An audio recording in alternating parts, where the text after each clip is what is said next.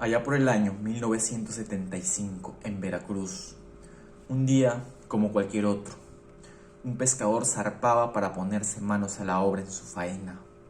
Aquel día, la suerte de Raúl Hurtado cambiaría para siempre. Y es que, para su sorpresa, revisando la pesca de ese día, encontró una pequeña barra metálica. Y sin darle mucha importancia, decidió regalársela a sus hijos, por creer que se trataba de una barra de cobre. En la casa de Raúl era habitual ver a sus hijos jugando con aquel trozo de metal. Pero para la sorpresa de este, cuando su hermano vino a visitarle, le dijo que aquella barrita podría tratarse de algo más valioso que el cobre.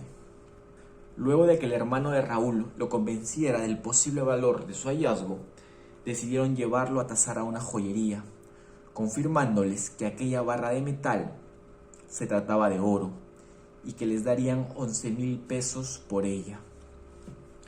Raúl, al tomar conciencia de esto, decidió regresar al lugar en donde había encontrado la barra de oro y tomó la elección de buscar en el lecho marino, hallando otra barra de oro que superaba ampliamente en tamaño a la primera, además de otras piezas de oro puro. Emocionado, Raúl siguió vendiendo las piezas encontradas a la joyería local, piezas que el joyero terminaba fundiendo para hacer pulseras, anillos y collares. Con todo el dinero recibido, comenzó a mejorar su casa, así que decidió levantar muros, arreglar techos y comprar muebles. Pero esto sorprendería y en demasía a sus vecinos, quienes se preguntaban cómo había conseguido el dinero. Emocionado, Raúl decidió contarle e invitar a la aventura a su mejor amigo, sin sospechar que éste lo terminaría delatando a la policía. Al llegar la policía a la casa del pescador, grande fue el asombro de esta, al encontrar 42 piezas prehispánicas completamente de oro puro. La policía pudo encontrar brazaletes, collares y distintas figuras. Por este hecho, Raúl fue acusado de robo, saqueo a la nación y tratado como un ladrón, además de pasar más de un año en prisión. Finalmente, Raúl Hurtado fue puesto en libertad, ya que la corte llegó a la conclusión de que no tenía idea de que aquellas piezas tenían algún valor histórico. Un posterior análisis llegaría a la conclusión de que las piezas se tratarían parte del tesoro de Moctezuma, que formaron fracción de los cientos de piezas que fueron embarcadas en navíos con destino hacia España, pero que, por razones del destino, terminaron naufragando y la preciada mercancía quedó regada en las costas de Veracruz. Un tiempo después, Raúl terminaría colaborando con arqueólogos para tratar de recuperar más objetos prehispánicos. Se llevaron a cabo 3 expediciones, en las cuales se recuperaron tiestos de barro, pernos de cobre, pero no se llegó a encontrar ni atisbo de oro. Todo parecía apuntar que el tesoro de Moctezuma volvió a desaparecer nuevamente. Las piezas que fueron confiscadas a Raúl y por las que en su momento se esperaba obtener 100,000 pesos, se han valuado en un valor real de 230 millones de pesos, lo que vendría a ser un aproximado de 13 millones de dólares. Actualmente, las piezas se encuentran custodiadas en el Baluarte de Santiago, Veracruz, en una exposición bajo el nombre de Las Joyas del Pescador. Raúl Hurtado falleció en el 2018, pero en entrevistas anteriores indicó que ese momento es el más amargo y triste recuerdo de mi vida. Mejor nunca hubiera encontrado nada, ya que su situación siguió siendo la misma o peor, después de haber encontrado cientos de millones de pesos. Pero ¿cómo comenzó la historia del famoso tesoro de Moctezuma? Pues el 8 de noviembre de 1519 tuvo lugar al fin en la capital azteca el deseado encuentro entre Hernán Cortés y Moctezuma II. Al mando de 518 infantes, 16 jinetes y 13 arcabuceros, el extremeño se había internado hacia el corazón del imperio azteca, sumando para su causa a las tribus vasallas de Moctezuma, y había logrado ser recibido por el dirigente azteca como un emisor de otro emperador, Carlos V de Alemania y I de España. Lejos de la visión grotesca dada por la leyenda negra, lo cierto es que la personalidad de Cortés era embriagadora y se le tenía por un seductor de serpientes. No le resultó complicado ganarse el favor de Moctezuma y obtener permiso para instalarse en el palacio de Axayacatl, perteneciente al padre de Moctezuma. El soberano azteca quedó seducido por la personalidad de Cortés, que entre veladas amenazadas y palabras sedosas iba ganando más terreno y poder en Tenochtitlán. Moctezuma solo se negó abiertamente a construir un altar cristiano en el templo mayor de la ciudad para acabar con la idolatría pagana, pero accedió a que se levantara en el palacio donde residían los conquistadores. Uno de los soldados, Alonso Yáñez, se encontró con una puerta tapiada cuando estaba construyendo el altar, tras lo cual avisó a sus compañeros y al propio Cortés, quienes no dudaron en romper la pared. No habían recorrido medio mundo para ahora frenarse por una puerta. El conquistador y cronista Bernal Díaz del Castillo relató el suceso. Secretamente se abrió la puerta y cuando fue abierta, Cortés con ciertos capitanes entraron primero adentro y vieron tanto número de joyas de oro y planchas y tejuelos muchos y piedras chalhuites y otras grandes riquezas, y luego lo supimos entre todos los demás capitanes y soldados y lo entramos a ver.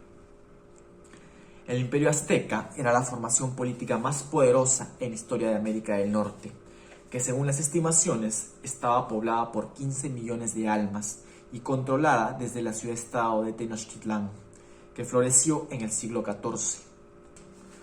Usando la superioridad militar de sus guerreros, los aztecas y sus aliados establecieron un sistema de dominio a través del pago de tributos sobre numerosos pueblos, especialmente en el centro de México, la región de Guerrero y la costa del Golfo de México, así como algunas regiones de Oaxaca. Hernán Cortés no tardó en darse cuenta de que el odio de los pueblos dominados podía ser usado en beneficio español. En su camino hacia Tenochtitlán, los conquistadores lograron el apoyo de los nativos totonacas en la ciudad de Zempoala, que de ese modo se liberó de la opresión azteca, y tras imponerse militarmente a otros pueblos nativos, los tlaxcaltecas, los españoles lograron incorporar a sus tropas a miles de guerreros de esta etnia. Los frutos del reinado de Moctezuma II fueron amplios y las arcas estaban repletas cuando llegó Cortés. Si bien lo que los españoles hallaron detrás de la puerta tapiada fue el tesoro del anterior monarca, su padre, de hecho parece que se trataba de una especie de recámara o sala del tesoro. De una forma u otra, los españoles se apropiaron de todos estos tesoros y los juntaron con los conseguidos durante su campaña hacia Tenochtitlán. Y a pesar del malestar creciente por las acciones de los conquistadores, Moctezuma dirigió en esos días un discurso conciliador frente a su pueblo, donde se reconoció como vasallo de Carlos I y pidió rendir obediencia a los extranjeros. El soberano era a esas alturas ya prisionero de los españoles y no estaba en condiciones de negarles nada. Sin embargo, cuando los ánimos parecían calmarse y los invasores planeaban su salida de la ciudad con los tesoros, llegó la noticia de que el gobernador Diego Velázquez había confiscado en la isla de Cuba los bienes de Hernán Cortés por conducir la empresa sin su permiso, y había organizado un ejército que constaba de 19 embarcaciones, 1.400 hombres, 80 caballos y 20 piezas de artillería, con la misión de capturar al extremeño. El caudillo español se vio obligado a salir de la ciudad junto a 80 hombres para enfrentarse al grupo enviado por Velázquez. Cortés se impuso, valiéndose de un ataque sorpresa a sus compatriotas, que también le superaban en número, y pudo regresar meses después con algunos refuerzos a Tenochtitlán. No obstante, allí su ausencia resultó fatal para los intereses españoles. Al mando de Pedro Alvarado, la guarnición española se atrincheró en torno al tesoro amontonado, mientras la ciudad entraba en ebullición por el secuestro de su monarca y los excesos hispánicos. la muerte de algunos notables aztecas por orden de Alvarado, porque planeaban supuestamente dirigir una rebelión contra los españoles. Lo único que ocasionó fue desbordar la paciencia de la población indígena, que deseaba ver a los españoles en la piedra de los sacrificios lo más pronto posible. Durante unos días, los europeos intentaron utilizar de nuevo a Moctezuma para calmar los ánimos, pero fue en vano.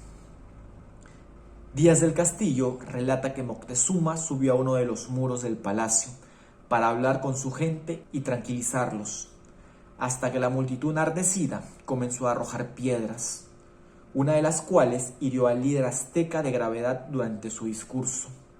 El emperador falleció 3 días después a causa de la herida. En la llamada Noche Triste, el 30 de junio de 1520, Cortés y sus hombres se vieron obligados a huir desordenadamente de la ciudad, acosado por los aztecas. Cortés tomó esta decisión de salir secretamente en la noche, presionado por sus capitanes, y lo hizo sabiendo que aquello suponía abandonar uno de los mayores tesoros de la historia, entre joyas, objetos varios y oro fundido en barras, valorado en 700,000 ducados. Para que tengan una idea, cada ducado contenía 3.6 gramos de oro puro. Hernán Cortés expresó que los soldados que quisieran sacar de ello, desde aquí se los doy. ¿Cómo se ha de quedar aquí perdido entre estos perros? Y esa fue precisamente la razón de la lenta marcha de la expedición española en su salida de la ciudad. Muchos de los conquistadores iban cargados de metales brillantes entre sus pertrechos. Asimismo, el capitán extremeño dispuso que 7 caballos heridos y una yegua transportaran fuera de la ciudad al menos el oro perteneciente al rey. En tanto, el capitán Juan Velázquez de León y varios criados nombrados por Cortés debían defender el carro. El factor secreto se perdió en pocos minutos. Una mujer que estaba sacando agua de su hogar descubrió a los españoles en su retirada de la ciudad y dio la voz de alarma. Miles de guerreros aztecas cayeron sobre los hombres de Cortés y sus aliados tlaxcaltecas, con un balance de más de 600 europeos muertos.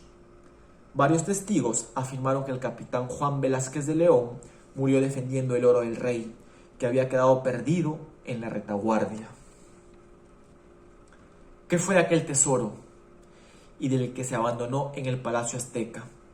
Al día siguiente, los soldados indígenas recogieron todo lo abandonado por los españoles, incluido el oro que se había hundido en el lago sobre el que se asentaba la ciudad, y los cadáveres fueron registrados de forma concienzuda. La venganza, no en vano, estaba cerca de llegar. Poco tiempo después de la Noche Triste se libró la batalla de Otumba, donde los españoles se vengaron y dieron cuenta de la superioridad militar de las técnicas y tácticas europeas. Una vez caído el imperio azteca tras un asedio a la ciudad y capturado el último emperador en 1521, los españoles mantuvieron la esperanza convertida en una obsesión, de que los aztecas hubieran escondido el tesoro de nuevo en uno de los palacios de Tenochtitlán, o incluso lo hubieran arrojado a la laguna. Es por ello que saquearon todo a su paso, y el tesorero Julián de Alderete insistió en torturar al emperador Cuauhtémoc, con la quema de sus pies en aceite hirviendo, para que revelaran la ubicación del tesoro. El resultado del interrogatorio confirmó que 4 días antes que llegaran, echaron a la laguna todo el oro, tiros, escopetas y ballestas. Pero a pesar de que los españoles se zambulleron en la zona señalada, no se encontró ni rastro del tesoro de Moctezuma, afirma el cronista Francisco López de Gomara. Solo se halló allí un poco de oro.